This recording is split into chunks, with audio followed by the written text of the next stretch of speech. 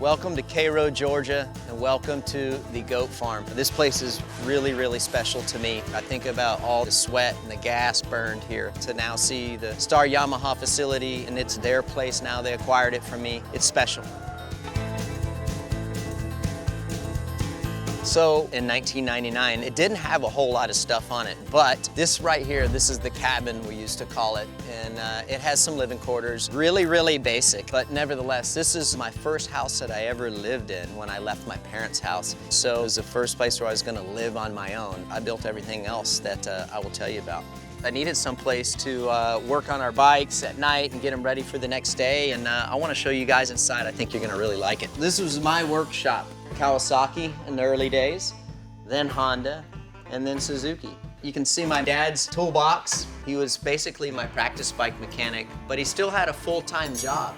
Some of these tools in here is like tire irons, this old air gun. I remember this thing. He didn't start working for me and being my full-time practice bike guy until my last 2.5 years of racing. And we had no air conditioning in this place, by the way. We wanted to be in the elements. Like my dad, this was his Rolodex, right? It's like, here, you need diesel fuel. That's the number you call. Here's emergency numbers. I remember my mom always had this. There's the Coster's number right there, which is really cool. Crazy stuff, man. Just nuts. I wish I would have saved a lot of things along the way. Now looking back, it would have been cool to have more old motorcycles and things of that nature. And my dad always jokes and says, hey, there isn't nothing special about this place, but it's got more championships than any of these shiny new places that everyone else has. I think that's what made me pretty tough also, is being in these kind of conditions and staying grounded. So that's how it was. Let's go see how it is now. What's up? What's going on? Welcome to the Star Shop. Give you guys a quick tour. All right. Here we have our suspension room, the 250 engine room. That's where a lot of magic happens. Yes. Wow. This is unbelievable. Every rider and mechanic have their own bays in here. Are the 250 riders on one side of the work bays and the 450 on the other, or is it? We kind of separated a little bit to where, like, at this end here is the 450 riders. And then it kind of starts with the 250s and they work their way down. And obviously the 250s take up 98% of the shop, and the 450s looks are like it. Yeah, just a small little area. I think we have 12 work bays, and as you can see, that's max capacity, so we're gonna hopefully hold it at max capacity. Did you ever think that it would be to this level?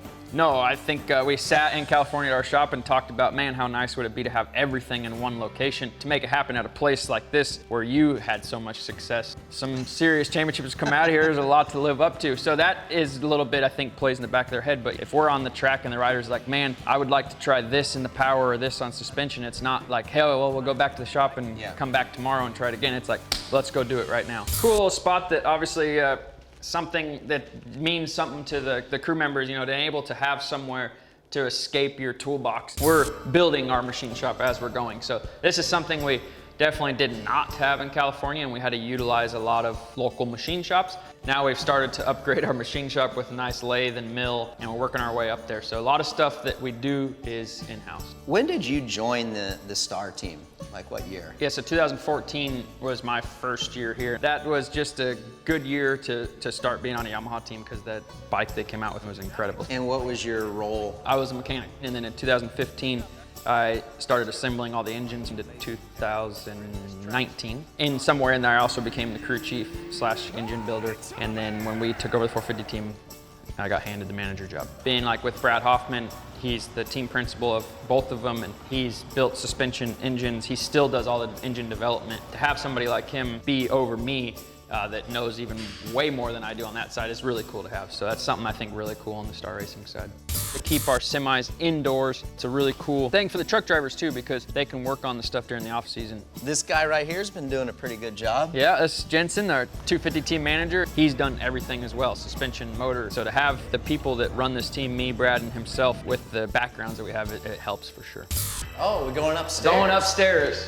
What we like to call our trophy room. The actual bikes that came off the track, a spot to come and bring the riders to review film. Dude, I want to see where your office is at. We can see what's going on out in the facility. Yeah, I have sat here and take lap times before or watched. Really? And sometimes it's a different that view. is great. So That's great. It's a pretty cool spot. Or you can see if some of the guys are slacking. That's right. The parts room, everything they need to work on the bike or replace parts. What we like to call the overstock area. All this space. What else could there possibly be? The riders' locker room. Man, dude, this is so cool. So this is blowing my mind. The reason why, because you should have seen what my rider locker room was. I've seen when it. This was, have you? Yeah. To be a rider, a young kid coming up, to come in here, this would absolutely blow my mind. All their stuff's already here. They don't got to bring a gear bag every day. They don't have to do any of that. It's ready to go. They do their job. They come back in here in the air conditioning, take a shower, go home, go to the gym, be ready to rip. And then you got the tracks. So what do you got going on here? It's not too much different from what you had. We still have 2 Supercross tracks, 1 motocross track, and we've also incorporated a whoop training track. But we tried to keep the tracks in the same spot because we can say, hey, this is some holy ground right here. So like I said, we'll do our best to keep the legacy going here at the Goat Farm. Yeah, I appreciate that. It's been special to see, and I'm proud of you guys, so good job. Thank you very much.